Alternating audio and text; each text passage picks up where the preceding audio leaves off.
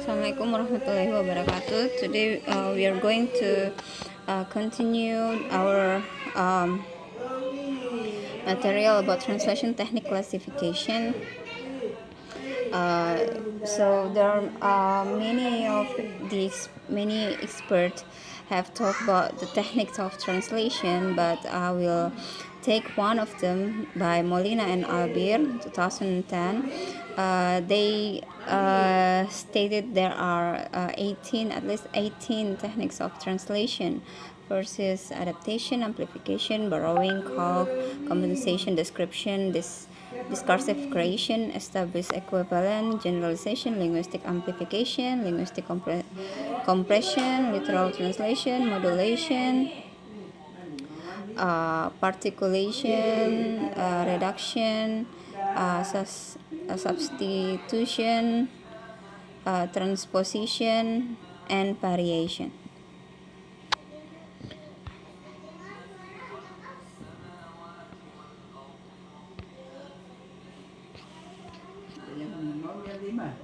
Oke.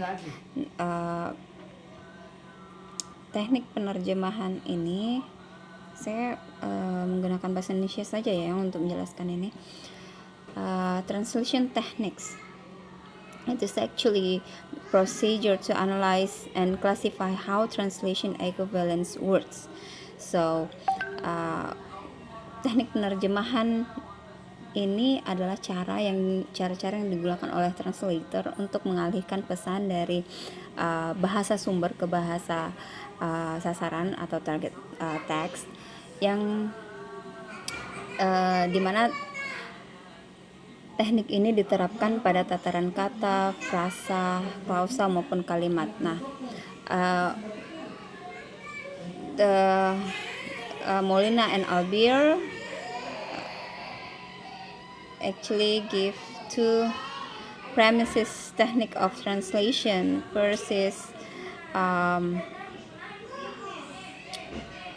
it's defined by the need to distinguish between method, strategy, and technique. The second is the need for an analysis and functional concept of translation technique.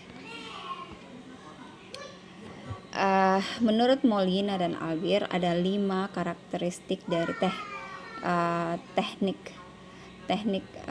penerjemahan. Yang pertama itu they affect the result of translation, dimana maksudnya di sini teknik penerjemahan mempengaruhi hasil terjemahan. Ini karakteristiknya ya. Kemudian karakteristik yang kedua adalah teknik diklasifikasikan dengan perbandingan pada teks bahasa sumbernya. Kemudian yang ketiga, teknik berada pada tataran micro units of text. Nah, kemudian yang keempat, teknik ini are by nature discursive and contextual. Teknik tidak saling berkaitan, tetapi berdasarkan pada konteks tertentu ya. Kemudian yang kelima, teknik ini bersifat fungsional. Nah, setiap pakar ini memiliki istilah tersendiri dalam menentukan suatu teknik penerjemahan, sehingga cenderung tumpang tindih biasanya antara teknik pakar yang satu dengan expert yang satunya lagi. Nah, teknik yang dimaksud ini mungkin sama namun memiliki istilah yang berbeda. Jadi pada saat nanti kalian membaca buku-buku teori penerjemahan, nantinya kalian akan menemukan mungkin istilah yang berbeda, tapi menurut kalian ini namanya ini literal translation. Kenapa namanya seperti ini? Itu masalah istilah saja. Nah, dalam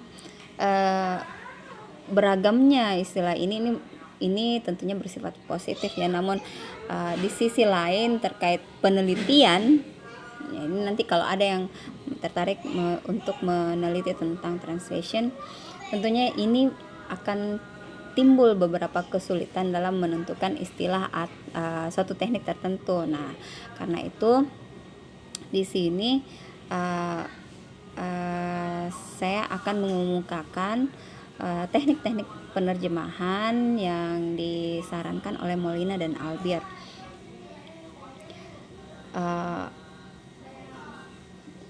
Karena teknik yang menurut saya teknik yang dikemukakan Molina dan Albir ini karena mereka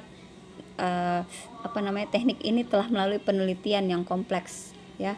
Jadi saya pikir ini ke-18 teknik penerjemahan ini bisa menjadi acuan bagi translator ya. Ini memang penelitiannya mereka ini mengacu dan membandingkan teknik-teknik penerjemahan yang telah ada dari pakar-pakar yang telah ada sebelumnya. Jadi kalau misalnya Anda pernah menemukan atau membaca-baca teknik penerjemahan dari expert yang lain, ya mungkin salah satunya ada dijelaskan di sini ya. Yang pertama itu di sini saya langsung pada materi yang saya berikan pada Anda itu saya langsung berikan saja contohnya ya. Oke, yang pertama itu adalah teknik adaptasi. Sebenarnya ini sudah kita sudah pelajari pada meeting ketiga ya, tapi tidak apa-apa saya ulang lagi kembali. Kemudian saya tambahkan lagi ya supaya Anda lebih ingat. Nah, yang pertama itu adalah teknik adaptation. Nah, teknik ini dikenal dengan teknik adaptasi budaya. Teknik ini biasanya dilakukan dengan mengganti unsur-unsur budaya yang ada pada bahasa sumber dengan unsur budaya yang mirip atau yang ada pada bahasa sasaran. Jadi ini bisa dilakukan karena unsur budaya dalam bahasa sumber itu tidak ditemukan dalam bahasa sasarannya. Nah, atau mungkin unsur budaya pada bahasa sasarannya itu lebih akrab bagi pembaca atau pendengar. Jadi bukan pendengar, bagi pembaca ya. Jadi teknik ini sama dengan teknik teknik padanan budaya. Oke. Jadi sebagai contohnya di sini ada contoh baseball. Nah, kalau dalam bahasa Indonesia kita mengenal kata kasti ya. Ya, seperti itu. Jadi ini teknik adaptasi. Kemudian yang kedua adalah amplification teknik. Teknik ini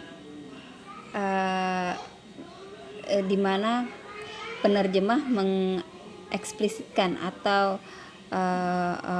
memparaphrase suatu informasi yang implisit ya, yang tersimpan yang ada dalam bahasa sumber. Nah, teknik ini sebenarnya hampir sama dengan eksplisitasi atau penambahan. Salah satu contohnya itu biasanya ada berupa catatan kaki. Kalau misalnya Anda membaca buku terus ada catatan kaki atau footnote pada buku tersebut. Nah, ini merupakan bagian dari amplifikasi. Seperti misalnya contohnya di sini ada kata bulan puasa, Ramadan ya, Ramadan bla bla bla bla ya. Nah, kemudian kalau dia menggunakan teknik amplification, nah, Ramadan ini karena dia berasal dari bahasa Arab, mungkin tidak semua orang tahu, maka pada bahasa sasarannya ini dia diartikan jadi menjadi Ramadan, bulan puasa kaum muslim bla bla bla bla bla ya, kayak begitu ya. Kemudian yang ketiga teknik borrowing.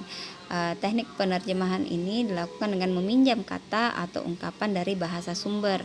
Jadi peminjaman ini bisa ada dua sebenarnya teknik borrowing, yaitu pure borrowing dan naturalized borrowing. Ini sudah kita bahas di minggu yang lalu ya, 2 minggu yang lalu. Kalau pure borrowing itu yang tanpa penyesuaian atau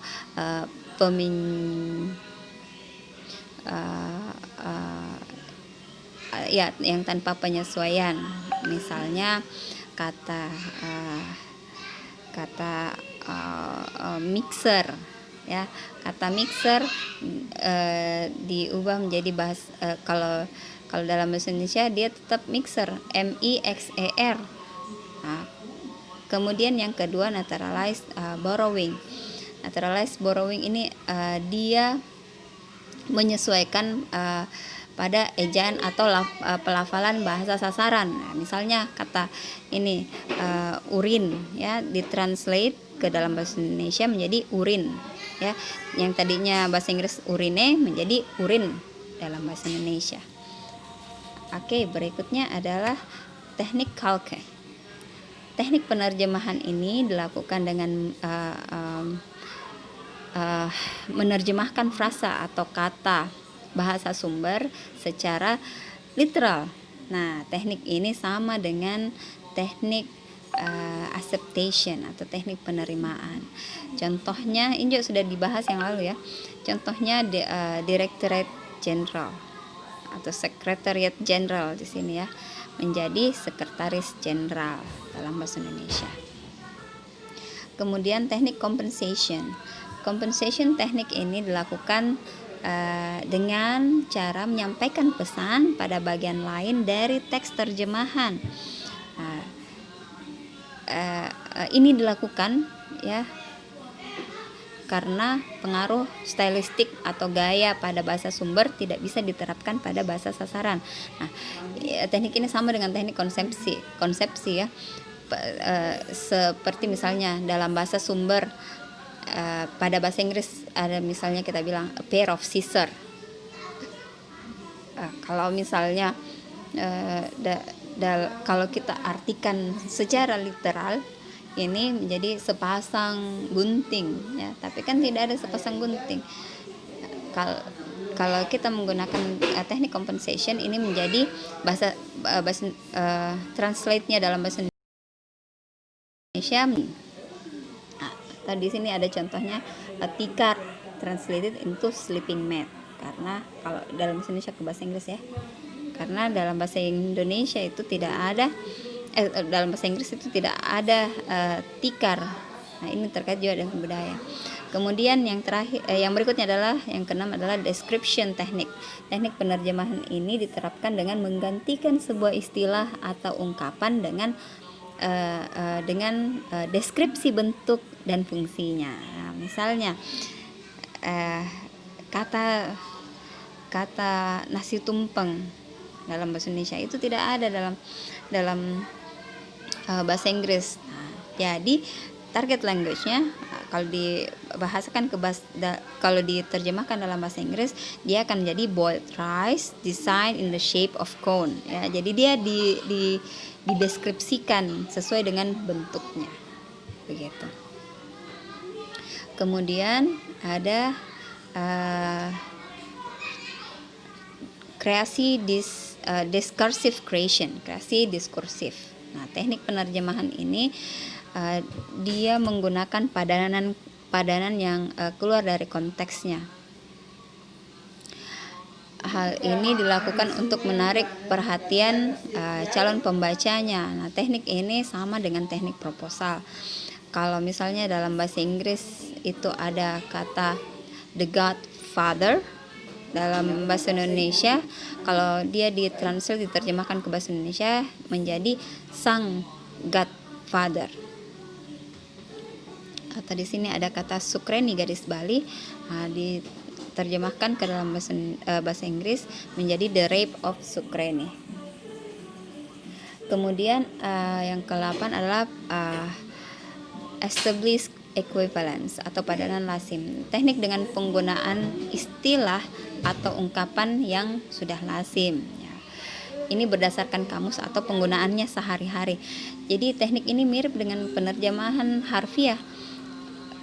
For example, we translate teacher as guru in Indonesia. Ambiguity menjadi ambigu, ya, seperti itu. Kemudian generalization. Teknik ini dia menggunakan istilah yang lebih umum pada bahasa sasaran untuk bahasa sumber yang lebih spesifik. Nah, ini dilakukan karena bahasa sasaran pada bahasa sasaran tidak memiliki padanan yang spesifik. Teknik ini serupa dengan teknik penerimaan atau acceptance. Seperti misalnya ikan mujair. Nah, dalam bahasa Inggris itu tidak ada ikan mujair, jadi ditranslate saja menjadi fish. Atau misalnya penthouse itu atau mansion itu tidak ada dalam bahasa sasaran bahasa Indonesia, jadi diterjemahkan saja menjadi tempat tinggal dalam bahasa Indonesia. Kemudian ada linguistic amplification teknik. Nah, teknik penerjemahan ini dilakukan dengan menambahkan unsur-unsur linguistik dalam bahasa sasaran. Teknik ini biasanya dia diterapkan pada pengalih bahasaan konsekutif dan sulit suara. For example, I will love you. Amplification ya. For example, just kidding ya dalam bahasa Inggris. Nah, diterjemahkan pada ke bahasa Indonesia menjadi cuma main-main saja, ya seperti itu. Kemudian ada linguistic compression yang ke-11. Linguistic compression ini adalah teknik yang dilakukan dengan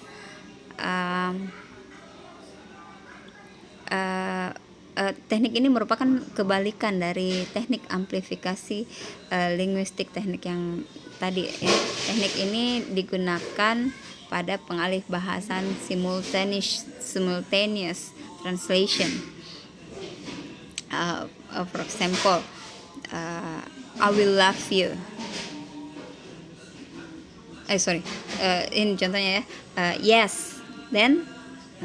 Kemudian kalau dia ditranslate ke dalam bahasa Indonesia, dia akan menjadi lalu, tidak ada lagi kata ya-nya, ya. Yes, so what, ya. Kalau ditranslate dalam bahasa Indonesia menjadi lalu, ya kayak begitu. Ini kompresi linguistik. Jadi dia apa ya istilahnya?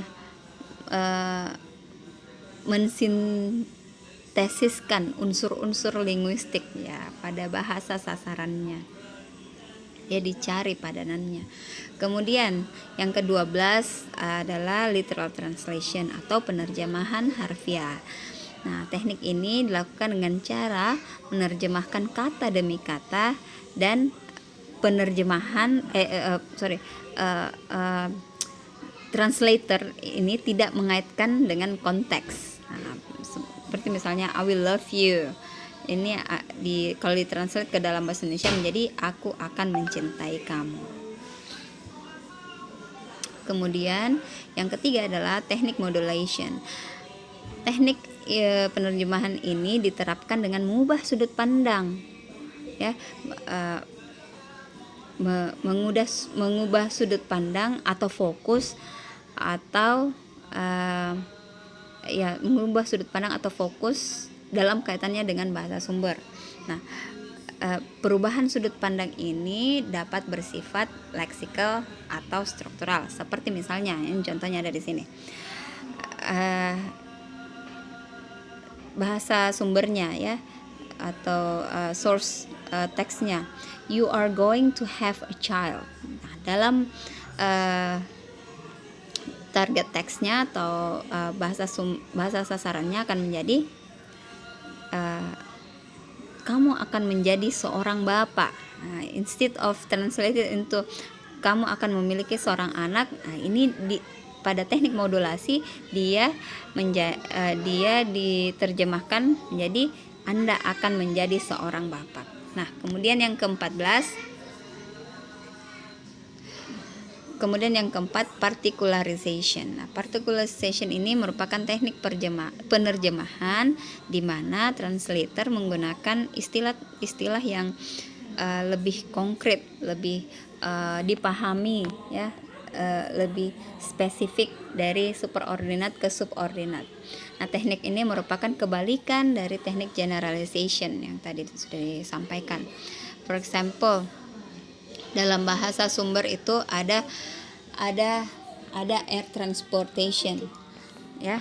Misalnya dalam bahasa Inggris ya, sebagai bahasa sumbernya atau source text-nya. Ada kata air transportation. Nah, dalam bahasa sasarannya atau dalam bahasa Indonesia dia dialihkan menjadi pesawat, ditranslate menjadi pesawat. Nah, gitu. Kemudian yang ke-15 ada reduction teknik. Teknik reduction ini diterapkan dengan menghilangkan secara keseluruhan, karena penghilangan ini dianggap tidak menimbulkan pengalihan makna. Nah, dengan kata lain, mengimplisitkan informasi yang eksplisit, ya, menyederhanakan informasi, namun tidak mengurangi makna yang ada pada bahasa sumber. Nah, teknik ini kebalikan dari teknik amplifikasi. Nah, kalau teknik amplifikasi tadi itu dia menyederhanakan, ya, jadi sudah bukan menyederhanakan, menjelaskan. Nah, kalau di sini dia kebalikannya. For example, SBY, the President of Republic of Indonesia. Nah, dalam bahasa sasarannya bahasa Indonesia, karena everyone know who is SBY, ya tidak perlu lagi dibilang the President of Republic Indonesia, langsung saja SBY, ya, seperti itu. Nah, di sini ada contohnya juga, the treaty was proclaimed null and void. Nah, dalam target text atau dalam bahasa Indonesia diartikan menjadi perjanjian itu dinyatakan tidak berlaku. Nah, the word null and void di sini mempunyai makna yang sama. Jadi it translate into one meaning, menjadi tidak berlaku. Kemudian yang ke-16 adalah substitution teknik. Nah, teknik ini dilakukan dengan mengubah unsur linguistik dan paralinguistik atau intonasi atau isyarat. Nah, misalnya contohnya bahasa isyarat dalam bahasa Arab. Biasanya kalau kita kalau Anda lihat, ya, orang Arab itu mengucapkan ingin mengatakan terima kasih dengan menaruh tangan di dadanya. Nah, ini diterjemahkan ke dalam bahasa Indonesia menjadi terima kasih. Ini substitution ini juga dikenal dalam interpreting, ya, teknik interpreting. Kemudian transposition teknik. Nah, teknik ini merupakan teknik penerjemahan di mana translator melakukan perubahan kategori gramatikal. Nah, teknik ini sama dengan teknik pergeseran kategori, struktur, dan unit, seperti perubahan kata menjadi frasa. Nah, for example, kata adapt dalam bahasa Inggris dirubah menjadi dirubah menjadi sangat terampil. Nah, kemudian yang terakhir adalah variation. Teknik ini adalah teknik di mana kita mengganti elemen linguistik atau paralinguistik yang berdampak pada variasi linguistik itu tersendiri. Nah, biasanya yang digunakan when translating for the theater, change in tone when adapting novels for children, etc. Ya, jadi biasanya ini dilakukan untuk menerjemahkan karya-karya sastra dari teater, drama, atau cerita anak atau dongeng-dongeng menjadi teks tertulis atau teks dalam buku. Saya kira demikian dulu penjelasan saya kali ini. Terima kasih banyak. Assalamualaikum warahmatullahi wabarakatuh.